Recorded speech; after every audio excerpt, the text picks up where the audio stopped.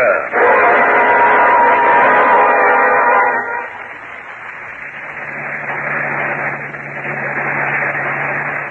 Peter, what in the world's the matter with you?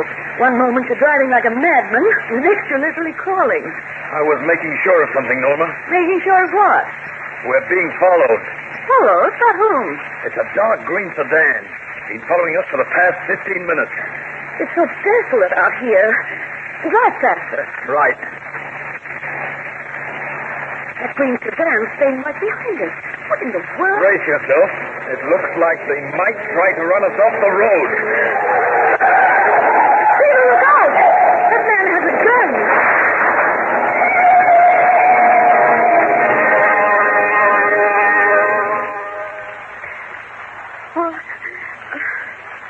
Where am I? Who are you? You're in the hospital, Mrs. Hartnett. You had a nasty crack-up. My brother Peter. Is he hurt? I don't know whether I should... He's dead? Yes. Oh, no.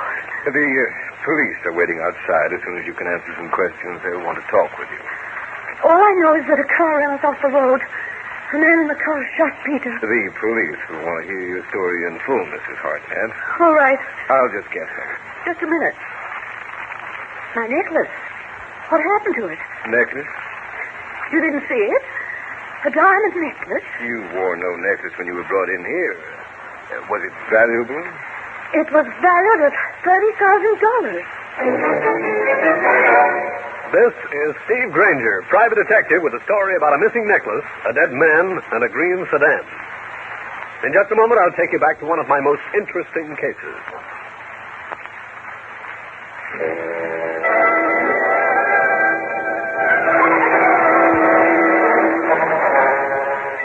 This is Grainger. The story started for me with a visit from a woman, good-looking and smartly dressed, but worried and nervous. She introduced herself as Norma Hartnett, wife of David Hartnett, whose name I know as a well-known theatrical producer. Mr. Grainger, did you read about my accident in which my brother was shot and killed? Yes, Mrs. Hartnett. It happened up the Merritt Parkway. That's right. Do you remember that I said a diamond necklace I was wearing was stolen while I was unconscious? Yes. Mr. Grainger, the necklace wasn't stolen. Oh? My husband David gave it to me. But my brother Peter had been gambling very heavily. He owed a man $3,500. I put up the necklace as collateral against the money Peter owed. There's obviously more. What is it? My husband's opening a new show on Broadway. One of his backers was through. David needed money. He asked me for the necklace. I was driving in from Connecticut to explain what had happened to it when those men ran us off the road. Have you told your husband, Mrs. Hartnett? Not the whole truth. I let him think the necklace was stolen when Peter was shot. He doesn't know I've come here to see you. I need your help, Mr. Grainger, desperately. You just want the necklace back, is that it? Yes. It's being held by a man named Ricky Temple. I know him. He runs a floating crap game. Yes. Peter was to testify against him in the gambling probe. You will help me, won't you, Mr. Grainger? Mrs. Hartnett, you've got yourself a boy.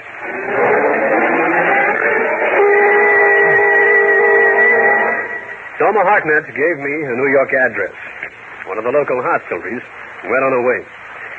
I put out a few feelers for Ricky Temple and got nowhere. He dropped out of sight. I decided on an interview with Cal Hendricks.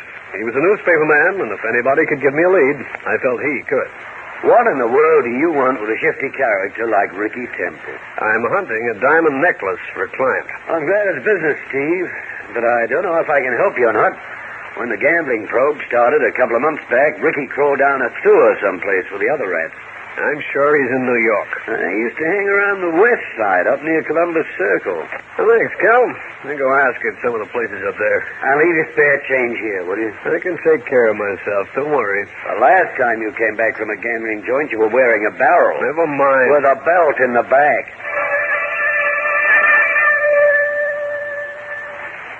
I went north towards Columbus Circle and started asking questions in different small hotels, as well as some of the big ones. It took that afternoon and the better part of the evening. Finally, I got the address of Ricky Temple's latest hideout.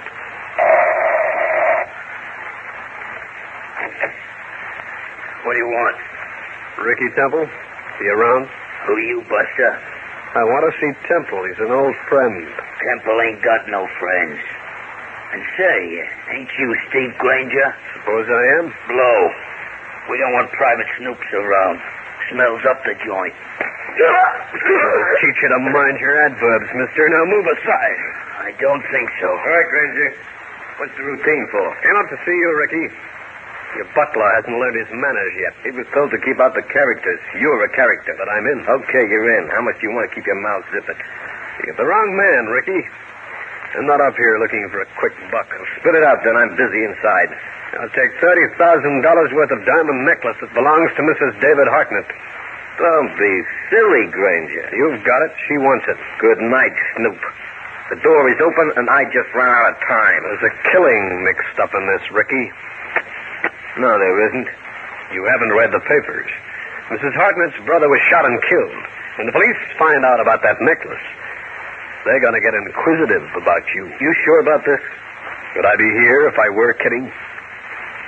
There's a paper I picked up. Take a look. Sammy, beat it.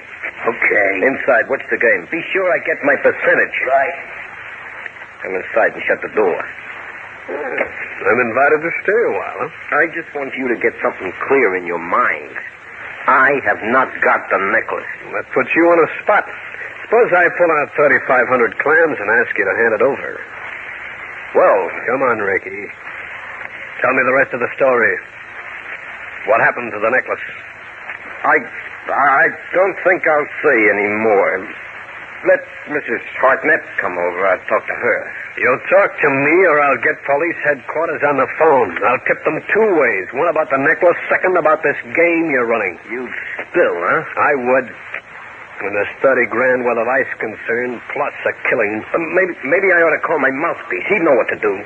Cut the chatter.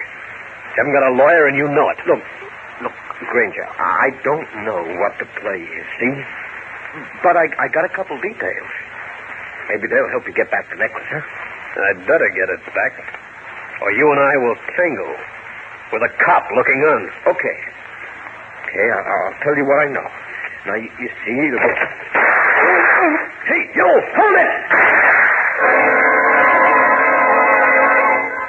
I'll continue with this interesting story in a minute.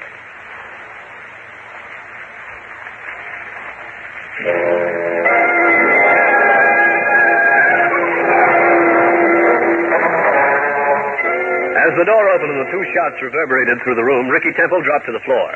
I snapped a fast shot at the figure in the doorway, saw him clutch at his shoulder, and then beat it. I tried to head after him, but was stopped by Ricky's outsider, Sammy. By the time I persuaded him to let me go and to call the cops, the customers in the other room had vanished quicker than snowflakes in a heat wave. Then the police arrived with Lieutenant Mike Harding in charge. Well, Gumshoe, mixed up in another shooting, huh? Yeah, Harding. Who is he? Ricky Temple. He'll never be missed. I suppose you start talking about now. I told Harding what I knew about the killing. One of his men found a gun, which had been dropped in the hall. Well, that's something, I guess. I'll have ballistics go over the gun for prints. Yeah. I'll check with you later in the day, Mike. Where'll you be? In my office. Or at Cal Hendricks' place. Okay, Grainger. You'll hear from me. Well, this is flattering, Steve. 2 visits in one day. It's not your Harding visage I'm interested in. You know David Hartnett, the theatrical producer? Is he the one who owned the missing diamond necklace? He bought it for his wife. I found Ricky Temple, by the way. I find out anything? He just started to open up for me when somebody cooled him. Harding is taking his body down to the morgue. Seems to me that Temple was fronting for someone. He must have had a boss. Name on, Mac Hendricks. Harold Dixon. Dixon, huh? Didn't occur to me he'd have a finger in this pie. More than one finger, I imagine. Yeah, I just can't browse over to his spot and accuse him of being in with Ricky Temple. I know. Excuse me. Hendricks speaking. This is Harding, homicide. Is Steve Grainger around there, Hendricks? Yeah. Here. Harding down at headquarters. Thanks. Hello. Grainger, the lab man checked that gun and came up with something. What? The gun was registered to a hood named Nick Ferrelli. You know him? No. He works for Harold Dixon. We've got out a pickup on Pirelli. Thanks, Harding. I'll check you later. So long. What goes, Steve? You were right about Harold Dixon. Uh-huh. I'd give 4 to 1 it involves more than $3,500.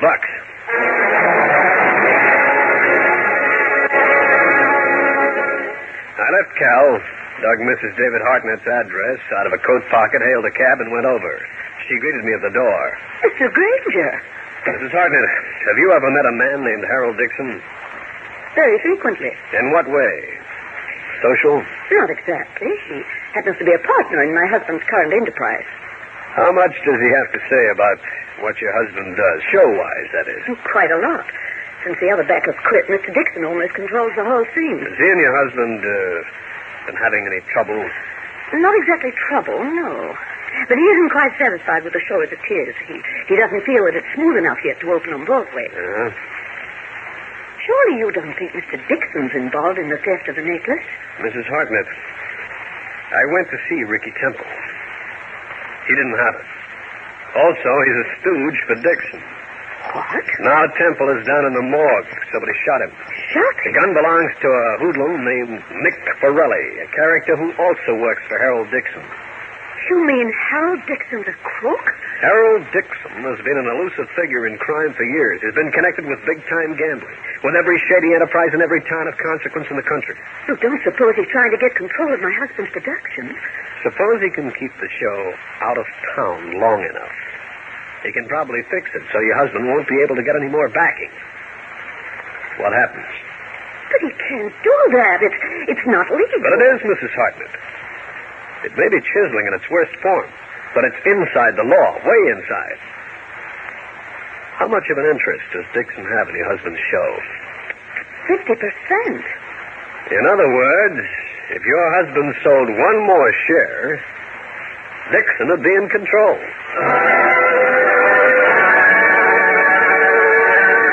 The pieces were beginning to fall into place, but the picture they were forming wasn't exactly the pleasantest one to contemplate.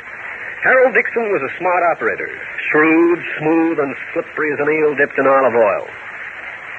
I didn't quite know the best way to handle things, but I was sure of one thing. If I didn't handle him right, I could very easily find myself left for dead. In just a moment, I'll bring you the climax of the case.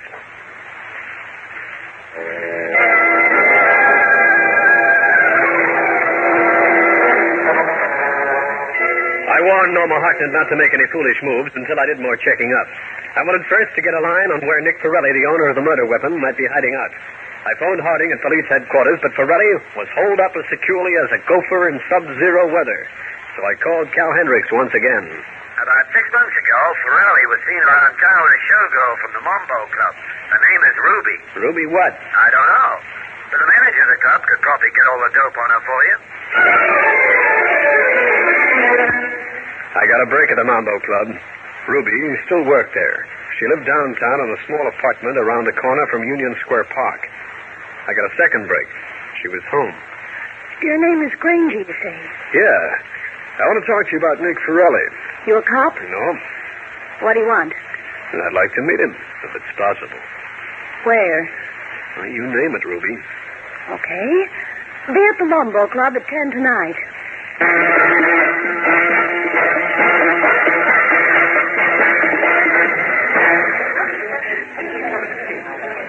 The Mambo Club was like a half a hundred other New York nighteries. The music, the entertainment, the customers were all the same. Even the drinks had the same amount of watering in them. I watched Ruby finish her turn and move over to me. Hiya, Ruby. Hiya. Where's Nick? You didn't tell me what you did for a living earlier today. You're Steve Grainger, the private eye. I am. Working for Harold Dixon? What makes you think that? I'm thinking a lot of things. Things I've got to be sure of. What goes? I'm not working for Dixon. Although I'm getting interested in him. What's wrong? A lot. Come on, let's get out of here. Nick isn't coming around? We'll go see him. He's at his apartment.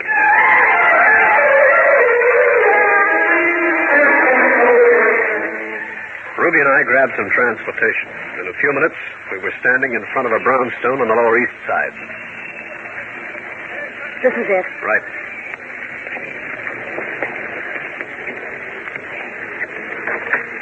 Hold it a second. Why? You haven't said a word. I don't know what's going to happen inside. You won't get hurt. Just the same, I'll keep this in my pocket with my hand on it. Do it your way.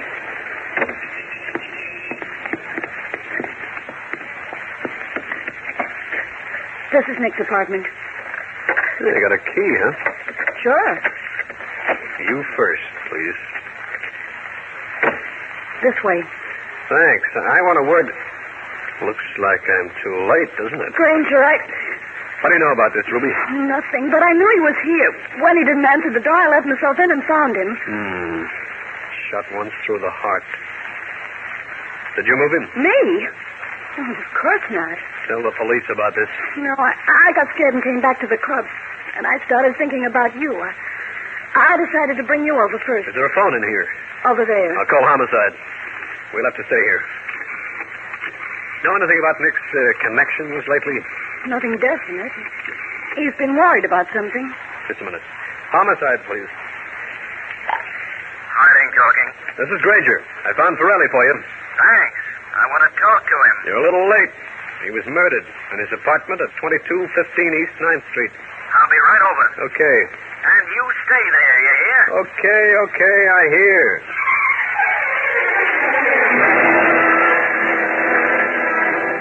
I stayed, and so did Ruby. When Harding showed up, I explained as much as I could to the girl, and the homicide man was nice about it. He let her go on her own recognizance. Then he turned to me. Okay, Grainger, give me the rest of it. No rest of it. The girl told you what happened. Uh-huh. I think you'll find that Nick Pirelli shot and killed Ricky Temple. Yeah? Look at him. The man who shot Ricky got away, but only after I winged him. I distinctly remember seeing him clutch at his right shoulder. And Nick has a wound in that shoulder. Correct. You do nice things for the police department, Grainger. Thanks. Nick Pirelli shot and killed Mrs. Hartnett's brother. He shot and killed Ricky. You found him for us. But I found him dead. I knew you were going to say that next. Harding and his crew went to work. I left the apartment and looked for a telephone.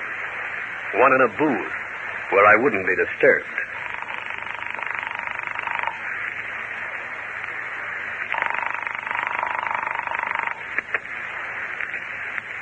I let it ring the 10 times the phone company recommends and forgot it.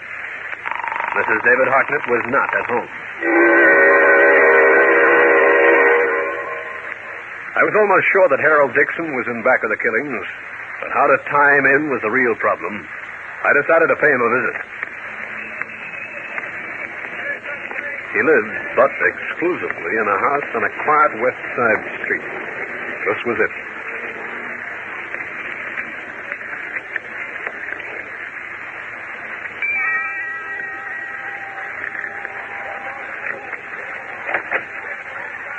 Yeah? You, Mr. Dixon? Harold Dixon? You're Steve Grainger. Come on in. I didn't know I'd be that welcome. You are, Mr. Grainger. You saved me the trouble of having someone look you up. Okay, that's enough. And this is a gun. Please don't move. I'll take this gun of yours, if you don't mind. At this point, I have no choice. Thanks. I understand that you alone are pretty dangerous. With a gun in your pocket, you might become obnoxious. Walk, please. Down the hall, if you will. If I won't. Try it and see.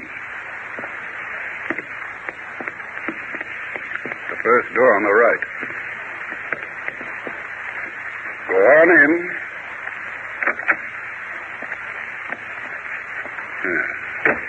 Have a chair, Mr. Grainger. You're so generous. Now what? Fast game of cribbage? I'd like you to meet one of your clients. Pardon me. I watched Harold Dixon back carefully to a closet door. He turned a key, and when the door swung open, I knew why Mrs. David Hartnett hadn't answered my phone call. You two have met, of course. Mr. Grainger, I've been kept prisoner here. Can't you do something? He can, Mrs. Hartnett. He can sit very quietly. Or he can move. Once. And no more. You see how it is, Mrs. Hartnett? I have a mouthpiece. And in this case, it doesn't mean a lawyer. Quite right, Mr. Grainger. We're being as formal as a UN conference, aren't we? Since you're the president pro tem, start getting with it. There's not much to get with. I think the police will differ with you, friend. Your gun-happy helper, Nick Ferrelli, shot Mrs. Hartnett's brother, right? That would be entirely possible. And you've got Mrs. Hartnett's necklace, haven't you? Well, since you're not going to do anything about it, I may as well admit it. I have. And you were supposed to be a friend of David's and mine. The whole thing falls into a very familiar routine, Mrs. Hartnett. You put up your necklace as security for your brother's gambling debt of $3,500. Ricky Temple had it. But Ricky was fronting for Harold Dixon here. Quite correct, Mr. Grainger. Dixon had Nick Ferrelli kill your brother because he was going to testify against Ricky, who would turn state's evidence against Dixon, which would never do. But why? Because he had your husband in a spot. Since your husband needed extra money and couldn't get the necklace from you to make a loan on it, Harold Dixon stood to take over the show they were both interested in. You're staying very close to the truth, Mr. Grainger. So with your brother disposed of, Ricky had to go too. That job was handled by Ferrelli, who was probably killed by Dixon to get him out of the way. I can't believe all this. And now, Mr. Dixon will have to dispose of you, Mrs. Hartnett. And you, Mr. Grainger.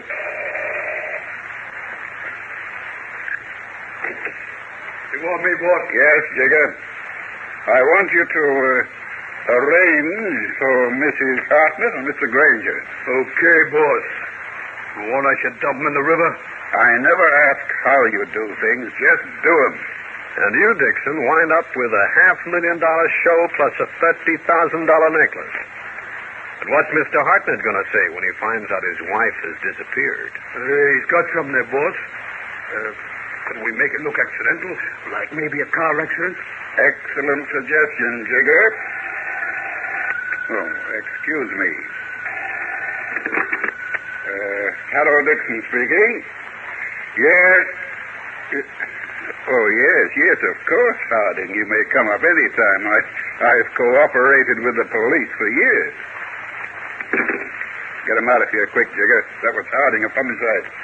He's coming here to ask questions. I want to ask a question, too. Take them out, Jigger, now. Jigger, did you know that your boss, the great Dixon, had Nick Ferrelli kill Ricky Temple? Shut up, Grainger. Then to close Nick's mouth, he had you shoot him. You see, Jigger, he knows too much. I can tell you something else, too, Jigger. When you get through disposing of us for Mr. Dixon... That's enough. He'll dispose of you. What are you trying to pull? Take a look at Mr. Dixon, Jigger. Take a good look. Jigger, don't take me notice. He's just trying to stall till Harding arrives. I don't know, Go on, get those people out of here. Right now, you fool.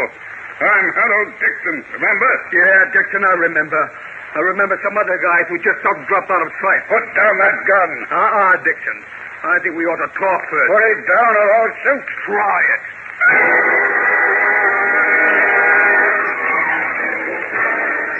I watched the impasse between Harold Dixon and Jigger grow like an unhealthy thing, a thing of fear and hate.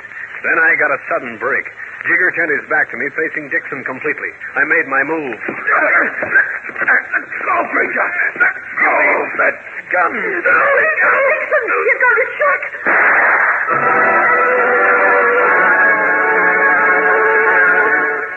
Well, friends, that's the story. I'll be back to wrap up the case in just a minute.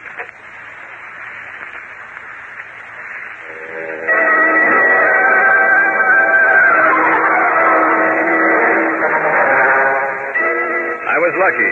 Jigger let go his gun in time for me to grab it and snap a shot at Harold Dixon, who fell to the floor, writhing in pain. Mrs. Norma Hartnett stood as still as a pillar of salt. All right, Jigger. Back up against the wall.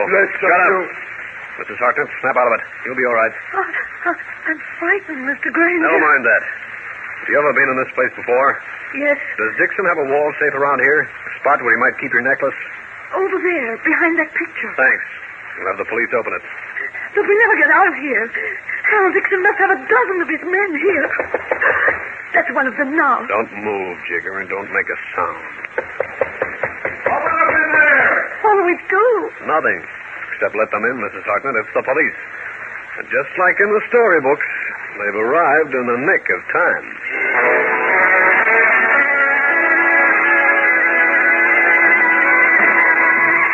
Steve Grainger again. You've just heard one of the most interesting cases in my files.